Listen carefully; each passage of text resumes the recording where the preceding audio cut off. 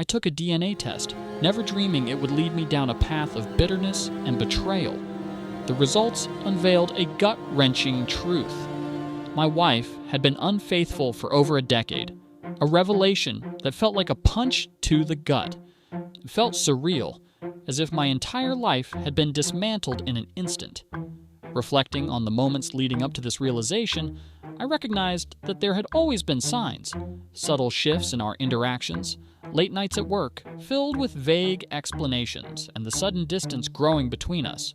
I had assumed my feelings of doubt were merely insecurities, but now they felt like a harbinger of the storm to come. I had always prided myself on being a loyal husband, a dependable father, values ingrained into me from childhood. My family had always come first, and despite the occasional fleeting moment of self-doubt, I was steadfast in my belief that loyalty would be reciprocated. But the truth was, somewhere beneath the surface, I had sensed that things were askew. Nights spent lying awake, turning over questions about Linda's unexplained absences, gnawed at my mind. The late work trips and her sudden need for privacy had become increasingly suspicious. As time passed, the weight of these doubts began to suffocate me. I made the agonizing decision to hire a private investigator, John Michaels. The day I contacted him, I felt a wave of guilt wash over me, churning in my stomach like a knot that couldn't be untied. I had never envisioned myself as the type of man who needed to spy on his wife, yet fear had crept into my consciousness until I could no longer ignore it. Seated in John's office, clutching an envelope that held my impending fate, the atmosphere was thick with unspoken tension. "I hate to bring you bad news, Mr. Walker," John said, his tone grave. He slid the envelope across the desk, and I felt my heart race as I opened it. My hands trembled slightly as I caught sight of the evidence, a detailed report with photos and a video that would turn my life inside out. "How long has this been going on?" I managed to ask, my voice barely above a whisper. John glanced at the report, his brow furrowing as he considered his response. "From what we can gather, around 10 years at least, maybe even 12. Seems to have started around the time Linda was up for a promotion, a year after Sophie was born." My heart sank deeper, realizing that the timing paralleled the birth of my daughter. The thought ran through my mind like a cold shiver. I hadn't anticipated the emotional fallout from these revelations. My mind raced with grim possibilities. "I need to do a DNA test for the kids," I said, desperation lacing my voice. Another dark realization struck me. What if she has exposed me to diseases? I whispered, horror creeping into my tone. The report detailed Grant's affairs with several other married women. How could Linda take such risks with my health, with our entire family? John's tone grew somber. "If it's any comfort, your wife's lover stated that he never intended to break up your marriage. He only wanted her body," he said, his voice still compassionate yet firm. "They never did anything in your house." I bitterly clung to that shred of comfort for just a moment, but it felt hollow. "Thank you for telling me," I replied, the weight of it all bearing down on me like a lead blanket.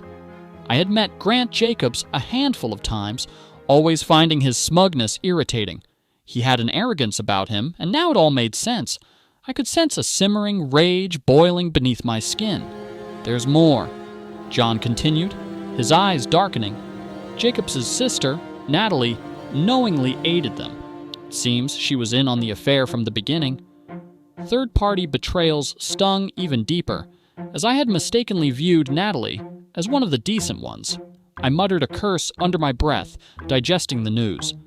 "Have you spoken with a lawyer yet?" John asked gently.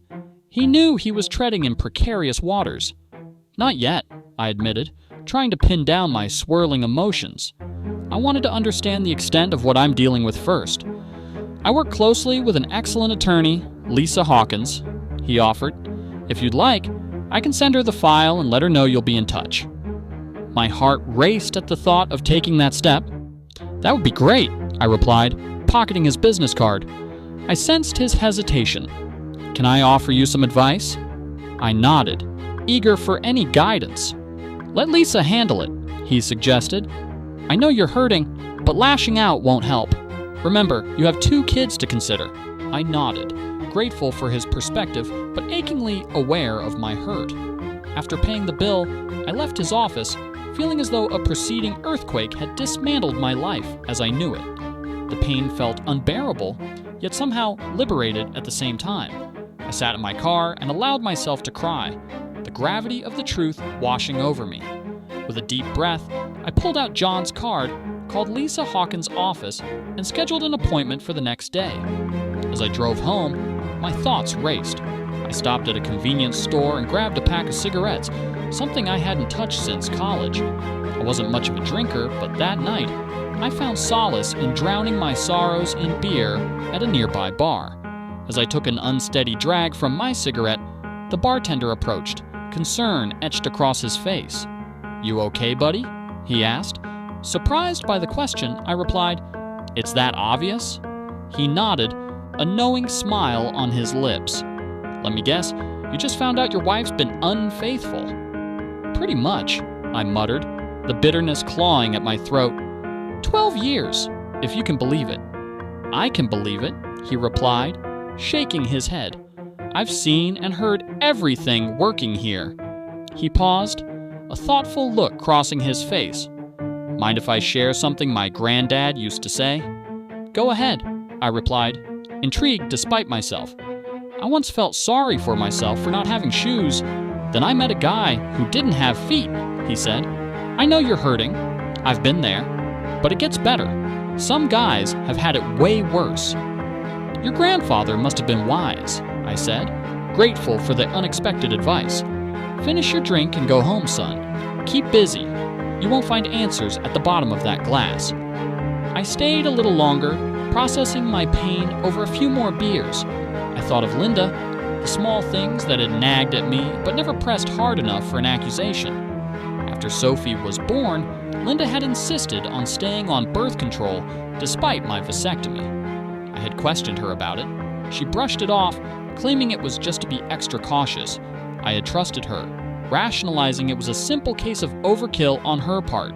Looking back now, the trust I had placed in her felt misplaced. As I climbed back in my car, I felt numb, yet determined. I needed to confront Linda, but it would be painful. When I arrived home, I was surprised to find Linda's car in the garage. I closed the door and stepped inside, removing my jacket as I headed toward my home office. She intercepted me along the way, her eyes searching mine delicately. "You smoked?" she asked, frowning as the smell of beer and cigarettes filled the air. "And I smell beer. Is everything okay?" "No," I replied, my voice low. "Actually, today was the worst day of my life." Concern washed over her face. "What happened? Did someone die or something?" I could see genuine worry in her eyes, but part of me wondered if it was all an act. I turned toward my office, unable to hide my anger. "I'm headed to my office for the evening. I'm not much company tonight." "Is there anything I can do?" she asked, desperation creeping into her tone. Yes, I thought, but instead I held back. "I'm afraid there's nothing you can do." Her expression faltered, uncertainty clouding her features. "Oh, by the way, I'm going away for the weekend, starting Friday." "What about Sophie's birthday on Saturday?" I asked, incredulous. "I know," she replied, brushing past my concern, "but this can't be avoided." "Sure," I said sarcastically. "You missed Erin's birthday last year and our anniversary. Could you just explain to her why I can't be there?" "No," I replied firmly. "You can tell our daughter yourself why you're choosing to be with Grant instead of at her birthday." Linda hesitated for a moment, then let out a heavy sigh. "John, please, you're being unreasonable." "No, Linda. You've supposedly retired after the company was sold, yet you've been gone so much that I have to wonder what's really going on. Want to explain?" I could tell her posture softened, her defensive wall crumbling ever so slightly. "I understand," she said quietly, a hint of vulnerability creeping in. "But believe me, it's just business." "Business?" I snapped. "I just can't believe it. How do you expect me to take you at your word anymore?" When I shut the door to my office, I felt a wave of relief wash over me. I thought the confrontation would ease my heart, but the silence that fell after felt heavier than before. I could hear her soft knocks against the door, the sound of desperation mingling with anger. "John," she called, "can we talk?" "Leave it alone, Linda," I replied, my patience wearing thin. "I'm busy." There was a lengthy silence before her footsteps faded away. Leaning back in my chair, I took a deep breath to steady my racing heart, feeling the gravity of the evidence I had gathered. Every detail I read brought me closer to the truth about her and Grant. Time slipped by, and before I knew it, I was staring at the clock. I forced myself to watch the DVD. Each frame felt like a blow, a jarring reminder of the love I had once held dear. Hearing their conversations churned my stomach, but I couldn't look away. "What's good for this weekend?" Grant asked, almost smugly, while Linda replied, "Of course, I can't go too long without you." My heart raced as anger coursed through my veins. My mind reeled at the ease with which she decided to prioritize her affair over our family. How can you still love him? I thought bitterly, each passing moment fueling the rage burning within me. I removed the headphones, my mind spinning, my senses heightened in the throes of betrayal. "John?" Linda knocked softly at my office door again, and I shot out of my chair, flinging the door open. By the time I reached her, she was already backing away, fear creeping into her eyes. Tears were streaming down her cheeks. "What's wrong?" "Stop pretending you don't know," I hissed, my voice low and furious.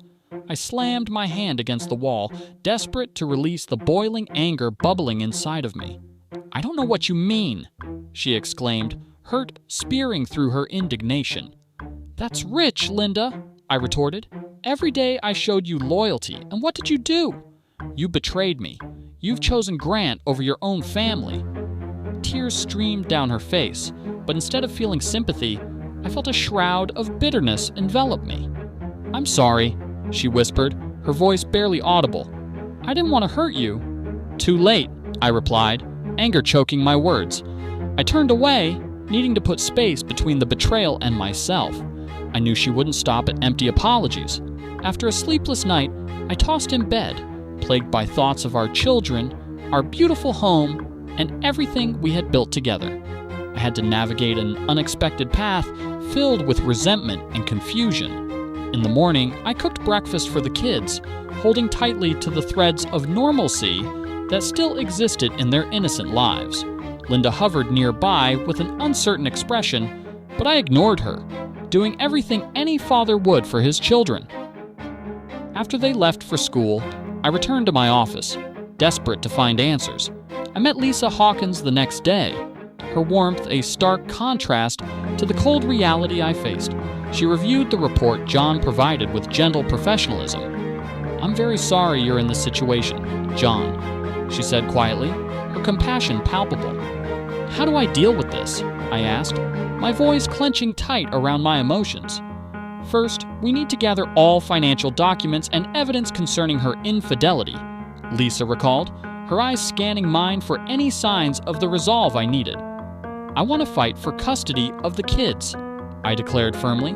"I can't let her take them without a fight." Custody issues often lean toward the mother, unless proven otherwise. "But we can argue your case based on her neglect," Lisa explained. "Your position as a primary caregiver works in your favor, especially if you can demonstrate that she's chosen her lover over her children." As she spoke, hope flickered inside me. This could potentially be my way out. "Will I have to pursue damages from him?" I pressed, needing clarity. "Unfortunately, not in this state," she replied. "But we can petition to have him included in this divorce case, especially if he hasn't been discreet about your situation." As the weeks passed, I gathered evidence, meticulously preparing myself for the emotional battle ahead. Each meeting with Lisa fortified my determination, even when my spirit waned. On the night before the initial court hearing, I felt the tightening knot of anxiety at the pit of my stomach, bracing for the tumultuous showdown that would unfold. Faced with a life that was irreparably altered, I prepared myself to confront the person who had once been my partner, my confidant. I spent the night organizing every piece of evidence I could gather. The decision to pursue custody was now a necessity. It was about safeguarding my children from a mother who had chosen a life of betrayal. Little did I know that the day would not just test me, but would also reveal the many faces of betrayal rooted deep within the threads of my once happy family. The court session dawned, and with it came a flood of memories, countless laughter-filled dinners, family vacations, and all the mundane moments that had woven our lives together. I held these memories tightly, knowing they would provide strength on the path ahead. The courtroom felt cold and imposing as I sat, waiting for Linda to arrive. My heart fluttered with a mix of apprehension and determination. The dot. The judge called the court to order, and there they sat, me on one side, and Linda, along with her attorney, on the other, the chasm between us feeling more profound than ever. Lisa stood beside me, a memorable presence of unwavering strength. The proceedings began, and as testimonies unfolded, the evidence charting back 12 years was opened for all to see. The photos and documents painted an unflinchingly stark picture of Linda's choices. Linda's defense was almost laughable, full of hollow justifications that felt rehearsed. I felt a deep anger bubbling when she claimed it was purely a business relationship. The judge listened intently, taking notes, and I wondered if he understood the weight of the betrayal each word held for me. My moment came sooner than expected. Lisa called me to the stand. With her encouragement, I poured out my heart, detailing my commitment to our family and how deeply this betrayal had affected every aspect of my life. I spoke of Sophie and Matt, of their innocence and how their mother's actions had shattered the world they knew. The silence in the courtroom was deafening. My heart raced as I watched Linda shift nervously, her facade crumbling under scrutiny. Emotions flowed freely as I emphasized how I wanted to protect my children's well-being above all else. When it was over, I felt a sense of relief wash over me, a bittersweet moment of clarity where I realized this wouldn't retrieve the love we had lost, but it was a step toward a resolution. The judge made his ruling, and as the verdict fell, I understood that while the path ahead would be lined with challenges, hope had once again taken root. I could begin to rebuild, not just for my own sake, but for the children who relied on me. As I walked out of the courtroom, the oppressive weight that had gripped me started to lift, leaving in its wake a new sense of freedom. I wasn't just a victim anymore, nor would I let Linda's choices define me. In the end, I was reclaiming my life, one step at a time, determined to create a future forged from resilience and newfound strength. I promised myself that the journey was far from over, but with each passing day, I would learn to navigate my way back into the light, embracing the lessons my heart had learned. In the shadows of betrayal, I discovered a fierce longing for love and family, a dormant flame that would guide me toward healing, a light worth chasing, worth building upon as I moved into the next chapter of my life.